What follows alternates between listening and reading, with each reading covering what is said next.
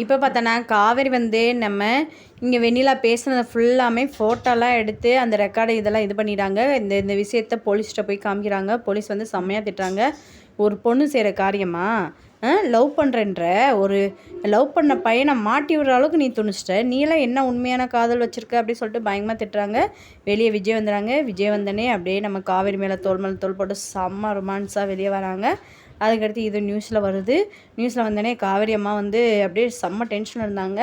அதுக்கடுத்து பார்த்தோம்னா நம்ம விஜய் வந்து சொல்கிறாங்க, இந்த மாதிரி நான் காவேரியை அழைச்சிட்டு போகிறேன், எல்லா பிரச்சனையும் முடிஞ்சிருச்சு அப்படின்னு சொல்கிறாங்க. அதுக்கடுத்து அதுக்கு முன்னாடியே இங்கே பார்த்தோன்னா காவேரிங்க அம்மா வீட்டில் பெரிய பிரச்சனை.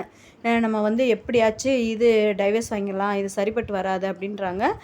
குமரனும் அதுக்கு எல்லாம் சொல்கிறாங்க. குமரன், நிவின் எல்லோரும் சொல்கிறாங்க, நம்ம பொறுத்துட்டோம், இன்றைக்கி ஒரு நாள் பொறுத்து பார்ப்போம், கண்டிப்பாக அந்த பிரச்சனை முடிஞ்சிடும் அப்படின்றாங்க. அதே மாதிரி பிரச்சனை முடிஞ்சிருச்சு. இங்கே விஜய் வந்து என்ன செய்றாங்கன்னா, காவேரி அம்மாட்ட சொல்லி நான் காவேரியை அழைச்சிட்டு போகிறேன்றாங்க. காவேரி அம்மா கோவமாக இருக்க மாதிரி காமிச்சிட்டு, இல்லை சரி நீங்கள் கூப்பிட்டு போங்கன்ற மாதிரி லாஸ்ட்டில் அனுப்பிச்சி விட்றாங்க. செம்ம ரொமான்ஸாக இருக்குது.